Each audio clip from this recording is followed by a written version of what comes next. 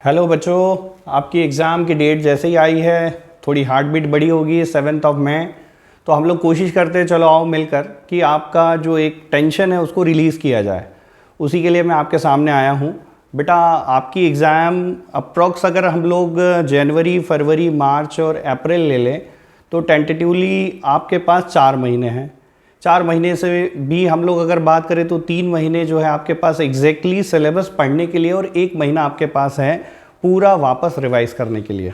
कह सकते हैं 90 डेज़ है। 90 डेज़ में 98 चैप्टर्स हैं। 98 चैप्टर्स है मतलब पर डे 1 चैप्टर है। अब शायद आपको लग रहा होगा एक दिन में 1 चैप्टर करना है।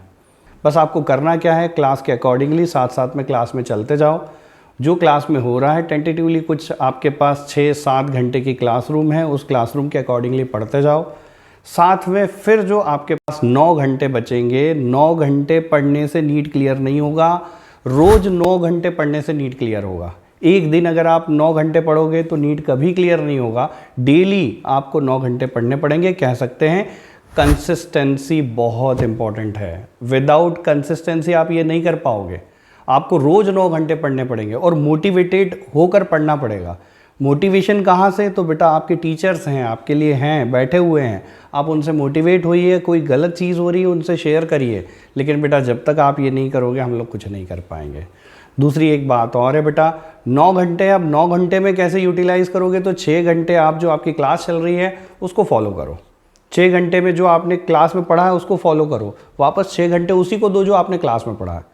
लेकिन अभी भी आपके पास 3 घंटे और हैं। फिर से मैं रोज़ के शेड्यूल की बात कर रहा हूँ। वो 3 घंटे में आप क्या करो, प्रीवियस जो आपको पढ़ना है वो पढ़ो।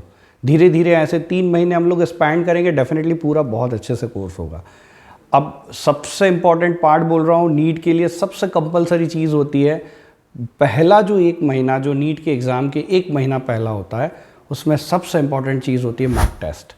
अगर आपने मॉक टेस्ट एटलीस्ट 10 से 15 मॉक टेस्ट दिए हैं तो डेफिनेटली आपके बहुत चांसेस हो जाते हैं नीट में सिलेक्शन के। लेकिन उसके लिए आपको पहले आपका पूरा सिलेबस कंप्लीट होना चाहिए। अगर आपका पूरा कंप्लीट सिलेबस नहीं है तो ये भी है कि आप मॉक टेस्ट के लिए एलिजिबल हो भी नहीं। तो बेटा इसीलिए मैं कह रहा हूँ आपके पास जनवरी, फरवरी और मार्च, ये 3 महीने हैं। इन 3 महीनों में आप बेस्ट से बेस्ट अपना पूरा एफर्ट दें, बिना किसी डिस्ट्रक्शन के, बिना डीमोटिवेशन के, एक प्रॉपर चलते रहें। मैं आपको गारंटी दे रहा हूँ आप बहुत अच्छी रैंक के साथ सेलेक्ट होगे। लेकिन बात सबसे इम्पॉर्टेंट है कंसिस्टेंसी वाली।